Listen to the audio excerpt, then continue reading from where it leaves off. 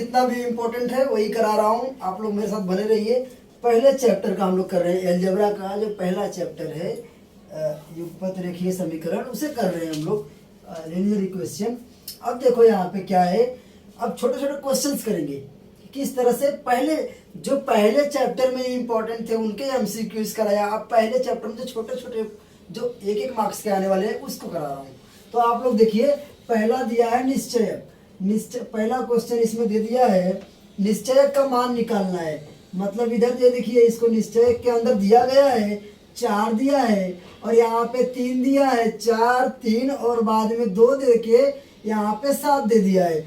अब आप मुझे बताइए, निश्चयक का मान निकालेंगे तो निश्चयक का मान निकालने का विधि तो यही होती है। अगर आप लोग पहले पढ़े होंगे या नहीं पढ़े होंगे, पूरे साल अगर नहीं पढ़े होंगे तो भी टॉप करने का सुनहरा मौका है। ये सब इस छोटी छोटी चीजें ही बोर्ड एग्जाम में आती है। बहुत बड़ी बड़ी आएगी तो रात भर दिन भर लिखना पड़ जाएगा। 2 घंटे में लिख के उठना होता है, 1.5 घंटे में। तो देखो अभी क्या होगा, 4 विल मल्टीप्लाई विथ 7, 4 का गुणा 7 के साथ करो, 4 गुणे 7 और ये फॉर्मूले का माइनस, हमारे तुम्हारे घर का नहीं, क्योंकि बुक तो कभी खोले नहीं रहोगे। जब नहीं खोले रहोगे तो उसके लिए, जो कभी बुक नहीं खोला है उसके लिए बता रहा हूँ। और जो बादशाह है वो रहे बादशाह, फिर क्या हमको करना। अब देखो यहाँ पे फिर 4 का गुणा 7 के साथ किया, अब 3 का गुणा 2 के साथ करो, तो लिखो 3 गुणे 2। अगर आपकी प्रैक्टिस हो जाएगी तो आप छोटे छोटे अंक को डायरेक्टली भी कर सकते हैं, मगर मैं वैसे स्टूडेंट्स के लिए बता रहा हूँ जो कभी भी बुक को खोलने में कपकपी होती है, उनको काँप जाते हैं। तो देखो ये माइनस कहाँ से लिया, फिर बता रहा हूँ, ये माइनस हर बार तुम लोग लेना। अगर ऐसे करोगे क्रॉस मल्टीप्लाई और ऐसे करोगे तो ये माइनस फॉर्मूले वाला लेना ही लेना है। और उनके साथ माइनस रहेगा तो भी लेना होगा, उनके साथ भी होगा तो लेना होगा, और ये फॉर्मूले का तो लेना ही होगा। तो अब देखो क्या करेंगे, 4 सत्ते 28, ये 28 हो जाएगा और माइनस 3 दूना 6 हो जाएगा। तो 28 में से अगर हम 6 को हटा देते हैं तो हमारा आ जाएगा 22। हटा देते हैं मतलब घटा देते हैं, ठीक है ना। लोकल लैंग्वेज का यूज ना किया जाए तो अच्छा है। 22 हो जाएगा तो हमारा 22 बचेगा। 22 हमारा 28 का बचा, और 28 हमारा क्या था, 28 हमारा प्लस था। तो 28 हमारा प्लस था तो 22 जो बचा ये भी किसका बचा, हमारे 28 का बचा, तो प्लस होगा। इसीलिए इसमें हो जाएगा निश्चयक का मान कितना हो जाएगा, निश्चयक का मान, इसीलिए निश्चयक का मान, निश्चयक का मान, देखो निश्चयक का मान हमारा हो जाएगा, निश्चयक का मान हमारा हो गया 22 का निश्चयक का मान। इस तरह से आप लोग लिखना रे बच्चा, निश्चयक का मान 22 है। यहाँ पे क्या है, निश्चयक का मान 22 है। आप ऐसा लिखोगे तो पूरा नंबर देने से उनके से जाके आप लड़ भी सकते हो। मतलब अगर ये नहीं लिखोगे आप तो हाफ मार्क्स भी वो लोग दे सकते हैं। बोर्ड एग्जाम में जो चेक करते हैं हमारे काका मामा दादा नहीं होते, अगर जितना अच्छा लिखोगे उतना अच्छा मार्क्स वो लोग देंगे, ठीक है ना। तो आप इसको सॉल्व करने के बाद किसी भी प्रश्न को लास्ट में जो पूछा है उसके साथ उसके आंसर को ऐड कर दो, ठीक है। तो चलो फिर अगला हम लोग करते हैं। अगला हमारा क्या है, इसी चैप्टर से है लगता है। अगला हमारा दिया है क्वेश्चन नंबर, दिए गए समीकरण में x बराबर x माइनस 1 रखने पर, समीकरण में क्या करना है, x माइनस 1 रखने पर, दिए गए समीकरण में x माइनस 1 रखने पर। अगला क्वेश्चन हमारा स्टूडेंट दिया गया है जो इस तरह से दिया है, x बराबर -1, x बराबर -1, ये क्या है, वर्ग समीकरण, वर्ग समीकरण, ठीक है ना। देखो वर्ग समीकरण में, वर्ग समीकरण का x² माइनस 3x, उसके बाद हमारा दिया है -4 = 0 का मूल है। अगर 0 इसके बराबर 0 दिया है ना, तो अगर इस तरह से जब आपको मिले कोई चीज लिखा हुआ कि x बराबर कोई चीज दी हो या y बराबर दी हो या z बराबर दी हो या किसी के भी बराबर दी हो और एक समीकरण भी दिया हो और जीरो दिया हो, तो मतलब यही होता है कि उस वैल्यू को जब हम उसमें पुट करेंगे, मतलब जब रखेंगे, तो रखने के बाद हमारा आंसर भी जीरो होना चाहिए, तब तो उसका हल होगा। हल होगा, नहीं तो हल नहीं होगा। लिखा है का मूल है, का मूल है, मूल है मतलब हल है, समझ रहे हैं ना, मूल है तो मतलब हल है। तो देखिए क्या करेंगे, हम लोग लिख लेंगे, या तो लेफ्ट हैंड साइड लिखो, इसे लेफ्ट हैंड साइड दिया है, या फिर ऐसा लिखो x बराबर -1 समीकरण में रखने पर, समीकरण में रखने पर x बराबर -1 समीकरण में रखने पर, तो जब रखेंगे इसमें तो होगा क्या, देखें, लेफ्ट हैंड साइड हमारा लिख लीजिए, लेफ्ट हैंड साइड बराबर मतलब हमारा बाया पक्ष जो है क्या है, एक्स स्क्वायर, ये तो राइट हैंड साइड है ना, ध्यान दो, बराबर है ना, तो बराबर के उधर वाला राइट हो गया और यहाँ वाला लेफ्ट हो गया। तो लेफ्ट हैंड साइड हमारा दिया है x बराबर एक्स स्क्वायर -3x -4 बराबर, अब मैं यहाँ बराबर जीरो नहीं लिखा क्योंकि जीरो के बराबर जीरो हो जाएगा तब एक हल हो जाएगा, और नहीं होगा तो हल नहीं हो पाएगा।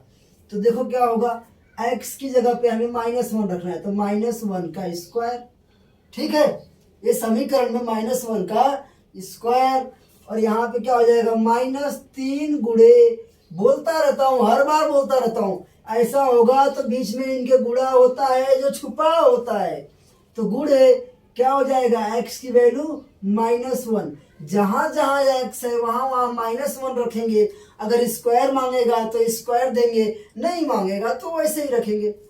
अब क्या हो जाएगा -4 बराबर, अगर हम एक का स्क्वायर करते हैं तो हमेशा +1 होगा, देखो -1 गुणे -1, स्क्वायर का मतलब यही होता है ना, तो इस माइनस से माइनस कैंसिल हो जाता है और 1 1 जा 1 हो जाता है, ठीक है, तो ये क्या हो जाएगा हमारा 1 हो जाएगा, और ये माइनस का गुणा माइनस के साथ अभी बताया तो प्लस होता है, हुआ ना इधर, तो गुणा करेंगे तो क्या हो जाएगा 3 कम 3 +3 -4 बराबर 4 -4 बराबर 0।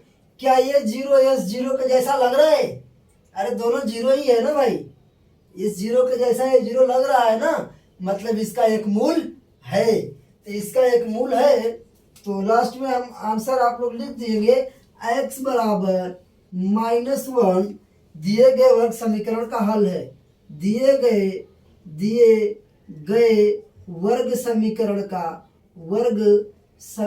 का एक हल है, करण का, आप देखिए इस पे भी मार्क्स होता है, का एक हल है, x बराबर -1 दिए गए समीकरण का एक हल है, समझ रहे हैं ना।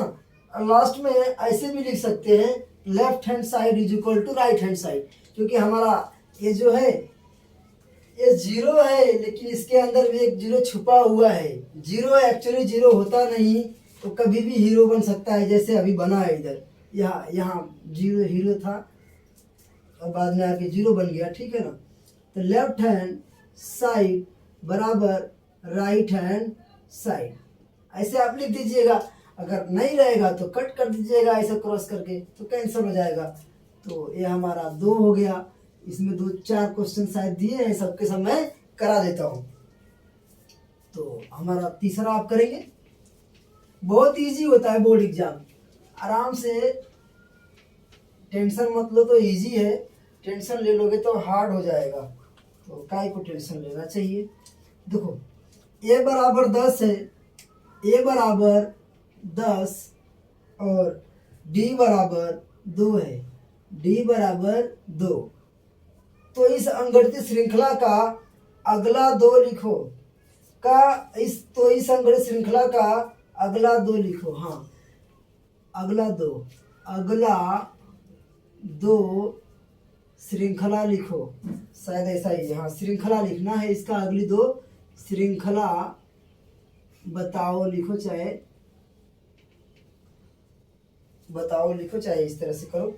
तो अगला दो हम जब करेंगे तो इस तरह से देखिए, हमारा T1 बराबर A होता है और A बराबर जो पहला पद होता है, या पहला पद को T1 लिखो या A लिखो, दोनों का मतलब सेम होता है। जब दोनों का मतलब सेम होता है तो ये हमारा T1 है, और हमारा डिस्टेंस यहाँ पे क्या दिया हुआ है, डिस्टेंस हमारा 2 दिया है। तो यहाँ पे डिस्टेंस हमारा मतलब दूरी जो दी गई है वो 2 दी गई है। तो अगले 2 पद और निकालने बोला है, तो T2 निकालेंगे हम। T2 मतलब टोटल नंबर का दूसरा पद। टोटल नंबर तो कितना होगा, हो सकता है कितना भी, लेकिन टोटल का हम दूसरा पद निकालेंगे। दूसरे अंक पे क्या आएगा, पहले पे तो 10 है, दूसरी डिजिट क्या होगी उसकी, ये फाइंड करने हम जा रहे हैं। तो क्या करेंगे, ये फाइंड करने के लिए हम लिखेंगे T1 में डिस्टेंस को अगर जोड़ दिया जाए तो हो जाएगा। तो T1 प्लस D बराबर, T1 हमारा क्या दिया है, 10 दिया है, और डिस्टेंस कितना दिया है, 2 दिया है, तो बराबर क्या हो जाएगा, 12। समझ रहे हैं क्या, मतलब पहला पद 10 होगा, दूसरा पद क्या होगा, 12 होगा। और अगला आगे के 2 निकालने बोला है ना, तो फिर क्या करेंगे हम, T3 भी निकाल लेते हैं। तो T3 में क्या करेंगे, वहां पे T1 के साथ डिस्टेंस को जोड़ा था, यहाँ पे क्या करेंगे, T2 के साथ डिस्टेंस को जोड़ देंगे। तो क्या हो जाएगा, T2 प्लस डिस्टेंस बराबर, T2 दिया है 12 और डिस्टेंस दिया है 2, तो ये हमारा हो जाएगा 14। समझ गए क्या। तो आगे के 2 डिजिट भी हमने निकाल लिए। तो इस तरह से आप 2 निकाल सकते हो, या आपको 1 मार्क्स के लिए आएगा। आधा मार्क्स आपका इधर होगा, जो ये आप लिखोगे। यहाँ पे देखो, इसको लिखना, मेन क्वेश्चन में क्या दिया है उसे पहले तो लिख देना ऊपर, तभी पेपर चेक करने वाला का मन खुश हो जाएगा, ठीक है। और इसी में देखो, यहाँ पे बता देता हूँ, क्वेश्चन नंबर 4th वाला जो पढ़ाने जा रहा हूँ आप लोगों को, इस तरह से दिया है, प्रोबेबिलिटी ऑफ ए। इस जो आपको बता रहा हूँ सब 1-1 मार्क्स के लिए आएंगे, जरूर आएंगे। अरे ये नहीं आएंगे तब क्या आएगा, बड़ा बड़ा ये थोड़ी आएगा, स्टोरी थोड़ी आएगा। तो क्या प्रोबेबिलिटी ऑफ ए निकालना है। हाँ, नंबर ऑफ ए दिया है, नंबर ऑफ ए कितना दिया है, नंबर ऑफ ए, इस तरह से मैं तो डायरेक्ट सॉल्व करने लग गया था। नंबर ऑफ ए दिया है हमारा, नंबर ऑफ ए आपका दिया है बच्चा 6, और नंबर ऑफ एस कितना दिया है, नंबर ऑफ एस दिया है, नंबर ऑफ एस 16 है, 16। तो प्रोबेबिलिटी ऑफ ए शायद निकालना है। ए बताओ, प्रोबेबिलिटी ऑफ ए बताओ। जब प्रोबेबिलिटी बताना होगा तो इसका फॉर्मूला होता है, देखिए क्या होगा, जब प्रोबेबिलिटी बताने के लिए बोलेगा, मतलब P लिखा होगा तो प्रोबेबिलिटी, समझ गए। तो क्या लिखोगे, प्रोबेबिलिटी ऑफ ए बराबर नंबर ऑफ, प्रोबेबिलिटी ऑफ ए बराबर नंबर ऑफ, बता के लिए number of A upon number of S. ऐसा क्यों करते हैं, देखो आप 20 में से 17 मार्क्स पाते हैं, 7 मार्क्स पाते हैं, तो जो ज्यादा होता है वो नीचे होता है। पूरे में से पूरा मार्क्स पाओगे तो बराबर लिखा रहेगा ऊपर नीचे। तो उसी तरह से प्रोबेबिलिटी ऑफ ए निकालने के लिए नंबर ऑफ ए, मतलब नंबर ऑफ ए क्या कहता है, 6 कहता है। नंबर ऑफ ए की जगह हम 6 लिखेंगे, तो नंबर ऑफ ए की जगह हम क्या कर देंगे, 6 कर देंगे। और यहाँ पे नंबर ऑफ एस दिया है, वहाँ पे 16 है, ठीक है। तो क्या करेंगे, ऐसा टेबल लो, ऐसा पहाड़ा लो जिससे 16 भी कटे और 6 भी कटे। तो क्या होगा, 2 के पहाड़े से ही शायद कटेगा और किसी पहाड़े से नहीं कटेगा। तो 2/3 6, 2/3 6 और 2 8 16। इस तरह से हम करेंगे तो आपका प्रोबेबिलिटी ऑफ ए इस तरह से आ जाएगा। प्रोबेबिलिटी ऑफ ए आपका आ जाएगा, प्रोबेबिलिटी ऑफ ए बराबर 3/8, ठीक है ना। इस तरह से अंडरलाइन करेंगे तो थोड़ा अच्छा लगेगा पेंसिल से बोर्ड एग्जाम में। अब देखिए 1 मार्क्स, आधा मार्क्स आपको यहाँ देगा और बाद में ये लाएंगे तो आधा मार्क्स आपको यहाँ देगा। ठीक है, तो इस तरह से 1-1 मार्क्स वाले क्वेश्चन थे, छोटे छोटे क्वेश्चन। और इसके बाद जो है आपको अब थोड़ा इससे बड़े बड़े आएंगे, मतलब जो 2 मार्क्स के होंगे। अभी 1-1 मार्क्स वाला किए, मल्टीपल चॉइस हमारा था वो भी 1 मार्क्स का था, ये भी 1-1 मार्क्स के। और अब क्या करेंगे हम लोग, 2 मार्क्स वाले क्वेश्चन करेंगे।